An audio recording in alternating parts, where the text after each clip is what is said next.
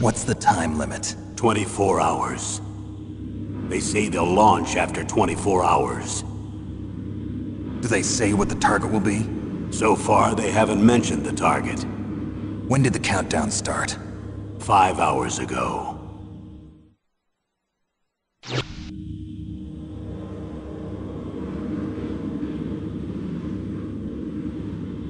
Colonel, who are you speaking for? Naturally, I'm representing the U.S. government. So who's in supervisory control of this operation? The President of the United States. Which means that the President must be meeting with his top aides in the map room about now, huh? No, at this point they're still video conferencing with each other. If that's a real nuclear warhead, shouldn't they issue a COG? Not yet. The Secretary of Defense has operational control and is fully aware of the situation. After you infiltrate, if you determine they possess nuclear launch capabilities, a COG will be issued. Well, if they haven't relocated to the nuclear shelter under Mount Washington, I suppose there isn't that much reason to worry yet. Is the National Security Agency in on this? Yes. So is the DIA, the Defense Intelligence Agency. The DIA? I'm starting to get a bad feeling about this. They'll be sending us some support. We don't need desk jockeys. We need a nuclear weapons specialist. Of course. A nuclear weapons specialist has already been assigned to us. The chief of DARPA and the president of an arms manufacturing company. What business did they have at a nuclear weapons disposal facility? The truth is that secret exercises were being conducted at the time the terrorist group attacked. Must be extremely important exercises if those two were directly involved. Were they testing some kind of new advanced weapon? I'm not privy to that information. Do we know exactly where they're being held? The DARPA chief has also been injected with a mini-transmitter. As you get closer, you should be able to pick up his location on your radar. Do they really have the ability to launch a nuclear missile? They say they do.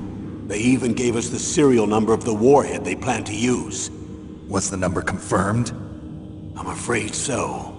At the very least, they've got their hands on a real nuclear warhead. Isn't there some kind of safety device to prevent this type of terrorism? Yes. Every missile and warhead in our arsenal is equipped with a PAL, which uses a discrete detonation code. PAL? Permissive Action Link.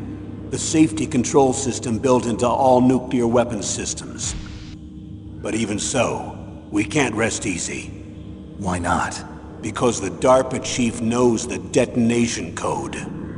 But even if they have a nuclear warhead, it must have been removed from its missile. All the missiles on these disposal sites are supposed to be dismantled. It's not that easy to get your hands on an ICBM. That used to be true. But since the end of the Cold War, you can get anything if you have enough money and the right connections. How well armed are these terrorists? I know there was an exercise going on at the time they revolted. They're heavily armed, I'm afraid. What about their battle experience? The 6 members of Foxhound in charge are all hardened veterans. They're tough enough to eat nails and ask for seconds. I wouldn't expect anything less from Foxhound. The others are next-generation special forces. They're not your average grunts either. So what exactly are they demanding? A person's remains. Remains?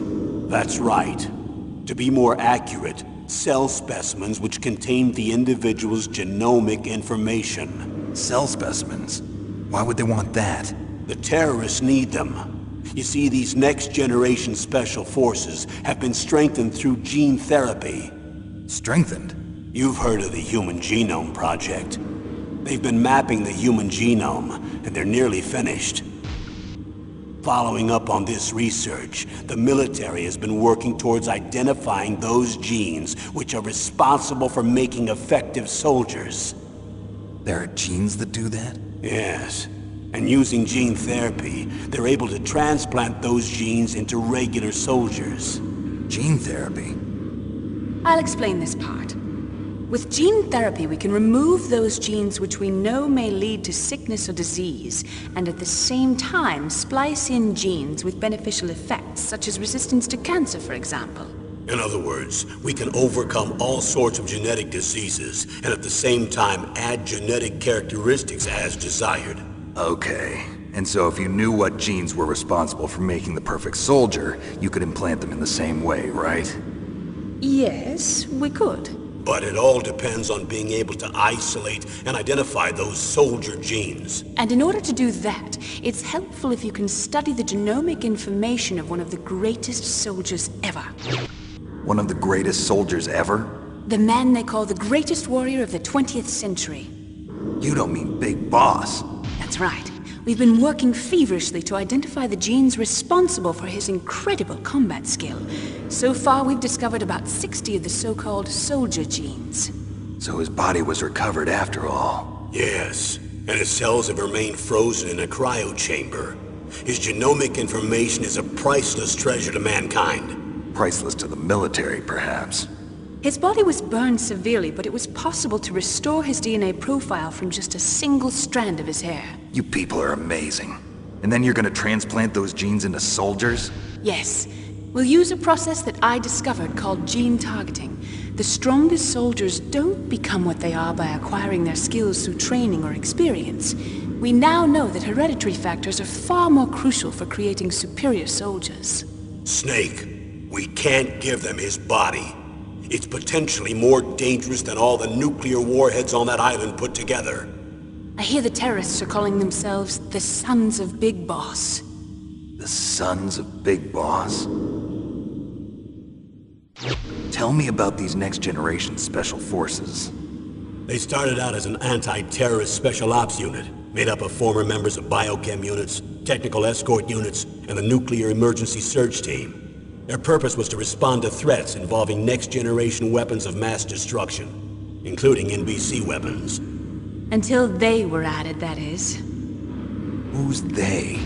These guys didn't start out as regular army. Looks like a pretty international group. Mercenaries? Yeah, and it gets worse. Most of them were from a merc agency that I think you're familiar with.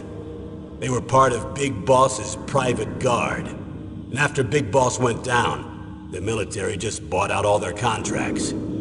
Outer Heaven. After that, they were merged with our own VR unit, Force 21, and retrained. If you ask me, these so-called next-generation special forces should be called simulated soldiers.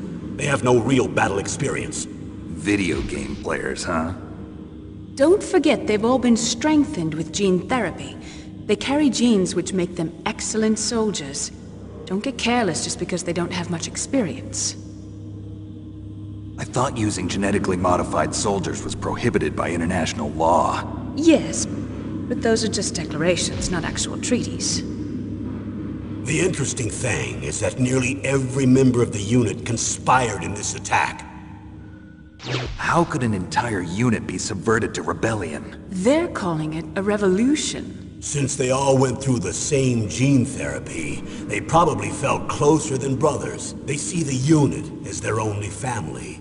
The Sons of Big Boss. But if they were regular army, they must have been interviewed periodically by army counselors. According to their files, they all got straight A's on their psychological tests. They all seemed like fine, upstanding, patriotic soldiers. But they all took part in the uprising? No. Several people didn't show up on the day of the exercise. That's why there was a resupply of troops. Was there any sign recently that something might be wrong? There was a report a month ago that they were acting strangely. Apparently they consulted classified information about the soldier genes and performed their own gene therapy experiments. They can do that even without you? Well, our gene therapy process is almost completely automated. And besides that, they're all geniuses with IQs over 180. Even the existence of this genome army is a national secret of the highest order. We've been hoping to investigate this thing quietly and deal with it behind closed doors.